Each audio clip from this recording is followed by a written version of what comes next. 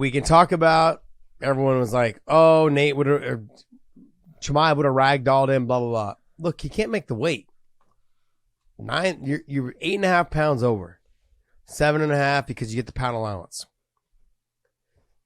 You should have a significant upper hand on somebody when you're 8.5 pounds over. You know, I mean, don't get me wrong. You're the younger fighter. You're the more explosive. Let me repeat that. He is the younger fighter. Nate is 37 years old. He should be able to beat Nate. Nate's never fared well against wrestlers ever in his career. Neither did his brother. Never fared well against him. Now, Chimaev's got the better, I don't think he's got the better striking, but he is faster. He is more explosive, probably has bigger power, but I don't know. I think him going to 185 is what's best for his career. Now at 185, everyone thinks that he's going to be dominant. I don't think he's going to be dominant. I don't think he's going to be dominant at all. I think he's going to have some hard fights there. Guys are going to drag him into that 3rd and 4th and 5th round in those title fights. Or not title fights, but in those main events. Because that's where he's going to be. He's going to be in the main event. And when he's in that main event, he's going to have to fight hard. He's going to have to fight smart. I got murdered for talking about his fight IQ. His fight IQ is less prevalent at 170. He doesn't need to utilize it as much because he's such a dominant wrestler and he's a great fighter. And I got criticized for all this stuff. He is a good fighter. There is no doubt about it. I think he's a fantastic fighter. And I think if he can make the weight at 170, I think he'd have an easier run getting to the title. I think he could potentially win that title. At 185, there's a conversation to be had whether he will be champion there. I'm not going to just lay it down and say, oh, yeah, he can be champion there. No, I'm not going to do that. I think there's fights there that are interesting. Paulo Costa interests me a lot because Paulo Costa's got power. Paulo Costa does kind of wither a little bit in the cardio because he cuts a lot of weight. He can stuff takedowns, as we saw against Rockhold, against Yoel Romero, he can stuff the takedowns. He can make Chimaev work for the takedowns to where he gets tired. There's a lot to be had there. There's a lot of stuff. There's a lot of ways that Paulo Costa can beat Chimaev.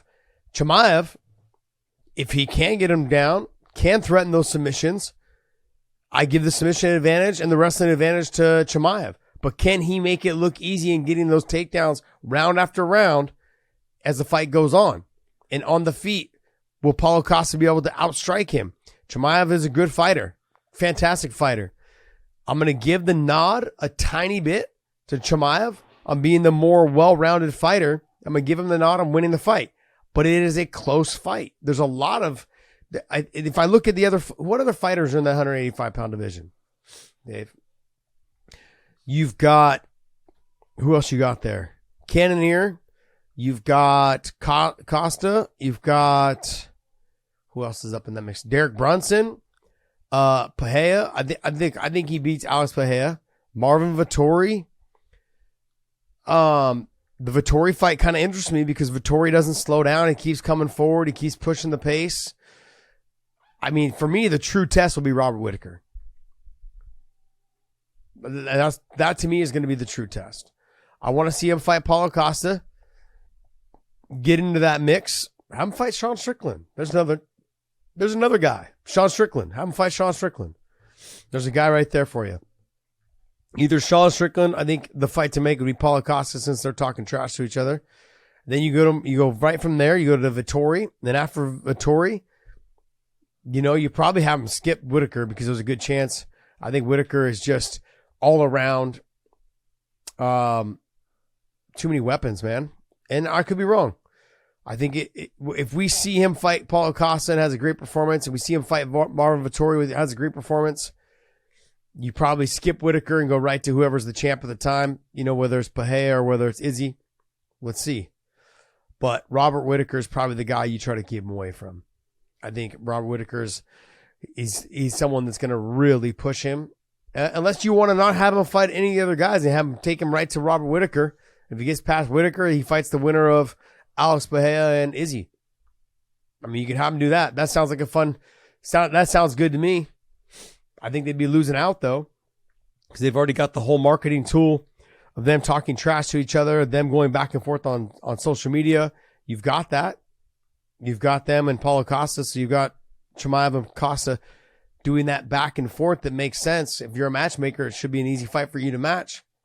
Maybe you go right to Paulo Costa, and then if he wins that fight, you skip Vettori and go right to Whitaker.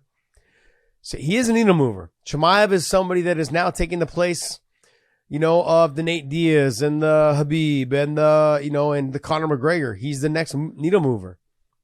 And since he's a needle mover, you gotta streamline him as fast as you possibly can to a title shot. Because stylistically, against Izzy and against Pereira, those two guys, they're I wouldn't say they're easy fights for him, but in the wrestling aspect of it all, you couldn't ask for an easier fight for him to have potential of winning that fight by getting the takedowns over and over with the submission threat. He's fantastic on the ground when it comes to submissions. The darts, the anacondas, the guillotines, the top pressure, the ground and pound, all of those things cause huge problems. They will cause huge problems for Izzy and for Alex Pereira. So if you want to streamline them right away, you could skip Costa, go right to Whitaker, and if he beats Whitaker, he goes right to whoever fights for the title next. If you want to do that. But Robert Whitaker has a case that if Pereira beats Izzy, that he should be next in line for a title shot. He's got a case. So if you want to put Chimaev and him in there and say, hey, if Pereira wins, or if Izzy wins, then Chimaev gets the win, or Chimaev gets the fight. If Pereira wins, Whitaker gets the fight. I mean, there's different ways you can go about it. But I would say that I would like to see Costa and Chimaev fight. And that'll give us enough time to see if Pereira beats Izzy. Then you can have Robert Whitaker fight Pereira. And then you can have Chimaev fight Izzy to see if he gets the next title shot after that. Because you've got in that mix, you've got other guys that are in there, but they've all kind of all fought Izzy already. They're all going to be streamlining to see who fights the winner of if Pereira wins. But Chimaev's going to shake it up. He's going to shake it up a lot in the 185-pound division, but it's not going to be an easy road for him to that title shot. Those guys are dangerous. Go to mybookie.ag. Use that promo code WEIGHING IN, and they'll give you additional spending cash with your first initial deposit.